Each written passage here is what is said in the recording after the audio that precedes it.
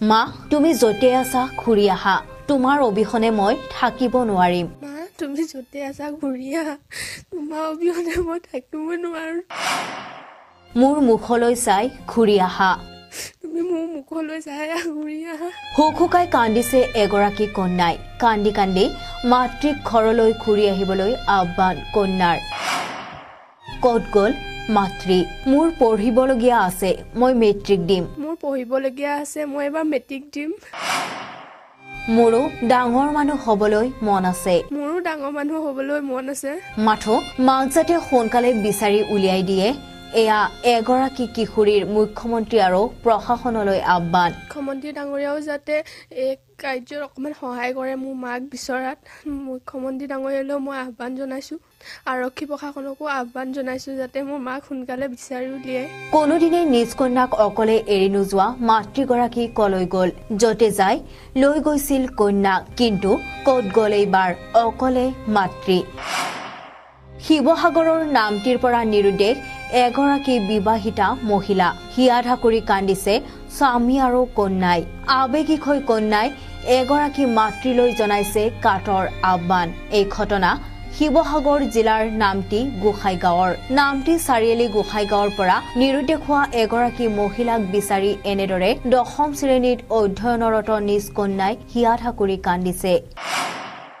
19 জানুৱাৰীত বেংকলৈ গৈ ঘূৰি নাহিল মীনাক্ষী গগৈ নামটি চাৰিআলি গোসাইগাঁৱৰ খগেন গগৈ নামৰ ব্যক্তিজনৰ পত্নী মীনাক্ষী গগৈয়ে 19 জানুৱাৰীৰ দিনা দিনৰ প্ৰায় 11 মান বজাত বেংকলৈ বুলি ওলাই যোৱাৰ পিছৰে পৰা নিৰুদ্দেশ হৈ আছে মীনাক্ষী গগৈৰ স্বামী খগেন গগৈৰ লগতে পুত্ৰ বোৱাৰী আৰু কন্যাই বিভিন্ন ঠাইত বিচাৰিছে যদিও কোনো সম্ভেদ লাভ কৰা নাই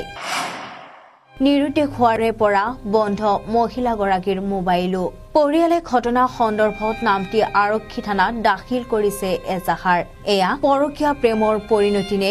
দুষ্ট চক্ৰৰ প্ৰাক চক্ৰত পৰি এনে ঘটনা সংঘটিত হৈছে সেয়া আৰক্ষীৰ তদন্তৰ পাছতহে পোহৰলৈ আহিব মীনাক্ষী তুমি য'তে আছা মোৰ বাবে আৱেগিক নোহোৱা নহ'লেও কিন্তু ল'ৰা ছোৱালীকেইটাৰ বাবে তুমি অন্তত অকণমান জীৱনটো কথা চিন্তা কৰি তুমি য'তে আছা তুমি ঘূৰি আহা মীনাক্ষী গগৈ তুমি য'তে আছা তুমি মোকলে চিন্তা একো নকৰিলেও ল'ৰা ছোৱালীকেইটালৈ অন্তত মৰম চেনেহখিনি এৰি থৈ নোযোৱাকৈ গুচি আহিব লাগে মই তাকে কামনা কৰিছোঁ মোৰ পত্নী শ্ৰী মীনাক্ষী গগৈ কালি দিনৰ 11টা বজাত ষ্টেট বেংকলৈ যাওঁ বুলি ঘৰত কৈ থৈ গৈছিলে কিন্তু তেওঁ ৰাতি 9-10টালৈকে ঘৰলৈ নহা দেখি মই আৰক্ষী থানালৈ যাবলগীয়া বাধ্যত পৰিলোঁ থানাত OC ছাৰক মই ইজহাৰ দিবলগীয়া হ'ল ছাৰৰ লগত কথা পাতি লিখা দি মই থানাৰ পৰা ঘূৰি আহিলোঁ আহি মই আজি আকৌ ৰাতিপুৱা থানালৈ ছাৰক ওচৰত ৰিপৰ্টটো দিবলৈ গৈছিলোঁ ৰিপৰ্টত ছাৰে ক'লে যে তোমালোকে কিবা খবৰ পাইছা নি ছাৰক ক'লোঁ যে মই একো তেনেকৈ ফোনো কৰা নাই খবৰো খাতি চাই পেলাই আনি দিয়ে যেন আপুনি য'তে আছে সোনকালে গুচি আহক আপোনাৰ কাৰণে আমি চব ৰৈ আছোঁ আপুনি পটককৈ ক'লে গুচি গ'লগৈ এজনী ছোৱালী আছে মোৰতো আপোনাৰ ছোৱালী গতে বোৱাৰী হ'লো কি হ'ল মোৰতো আপোনাৰ ছোৱালী নিচিনাই আপুনি ভাবিব পাৰে ভণ্টিয়ে কান্দি কান্দি আছে আমি চব ৰৈ আছোঁ আপোনালৈ তাইও পৰীক্ষা পাইছেহি তাইৰ কথা বা আপুনি অকণো নাভাবিলেনে আপুনি য'তে আছে সোনকালে গুচি আহক আমি চব ৰৈ আছোঁ আপোনাৰ কাৰণে কন্যাই হিয়া ভাঙি কান্দিছে যিহেতু তেওঁ মাতৃ এতিয়া নিৰুদ্দেশ হৈ আছে মাতৃজনী বেংকলৈ যাওঁ বুলি গ'ল বেংকলৈ যোৱাৰ পিছত নিৰুদ্দেশ হৈ আছে এতিয়া ছোৱালীজনীয়ে মেট্ৰিক দিব এই ছোৱালীজনী মুখলৈ চাই যদি মাতৃ ক'ৰবাত আছে ঘূৰি আহিব লাগে যেতিয়া ল'ৰা আছে বোৱাৰী আছে ছোৱালী আছে আপোনালোকেতো নিশ্চয় দেখিলে তেওঁলোকে কান্দিছে আৰু ছোৱালীজনী ইমান কান্দিছে আৰু যোনে হ'লেও কান্দিব যিহেতু মেট্ৰিক দিয়া ছোৱালীজনীক এৰি থৈ এতিয়া মাতৃজনী ক'লৈ গ'ল নে কোনোবাই ষড়যন্ত্ৰ কৰি তেওঁক লৈ গ'ল নে কোনোবাই নে কাৰোবাৰ লগত প্ৰেম আছিলে নে কাৰোবাৰ লগত প্ৰেমিকাৰ লগত গুচি গ'ল মানে ধৰিব নোৱাৰি আজিকালি দিনকাল বহুত বেয়া হৈছে আজিকালি মানে ছোৱালীতকৈ বোৱাৰীও বেছি চাই হৈছে মানে বোৱাৰীবিলাক কিছুমান বোৱাৰীৰ কথা কৈছে চব বোৱাৰীৰ কথা নাই কওঁ কিছুমান বোৱাৰী নিজৰ ঘৰ বাৰী এৰি সংসাৰ এৰি চব পলোৱা ধাণ্ডাতে থাকে এতিয়া এইগৰাকী তেনেকুৱা ইমান ডাঙৰ ছোৱালী চাওক মেট্ৰিক দিব আৰু লগতে পুত্ৰ আছে বোৱাৰী আছে গোটেইখিনিকে এৰি থৈ এতিয়া তেওঁ নিজৰ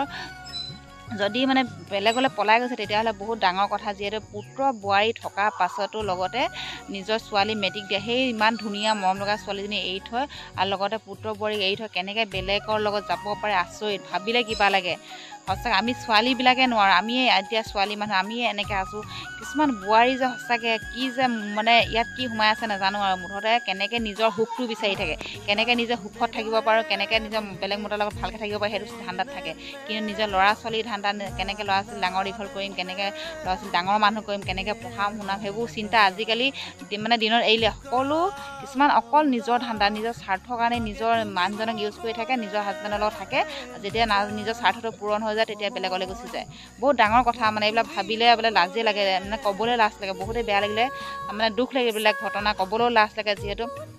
আমাৰ চেনেলৰ তৰফৰ পৰা এটা অনুৰোধ জনাইছোঁ যে তেওঁ য'তে আছে, যিহেতু ছোৱালীজনী মুখখনলৈ চাই, ল'ৰা ছোৱালী মুখখনলৈ চাই ঘূৰি আহিব লাগে। যিহেতু নিজৰ স্বামীয়ে হিয়া এটা কৰি কান্দিছে, হৈ পেলাই ছোৱালীয়ে কান্দিছে, বোৱাৰীয়ে কান্দিছে, কেনেকুৱা মানে গোটেই আপোনালোকে সকলোৰে মন্তব্য শুনিলে। এইবিলাক নিউজবিলাক চাই আপোনালোকে ক'ৰবাত যদি কোনোবা আপুনি যদি নভবা নিচিনা কিছুমান কথা নভবাকৈ, নিজৰ ল'ৰা ছোৱালীৰ কথা নভবাকৈ গুচি গৈছে, তেতিয়াহ'লে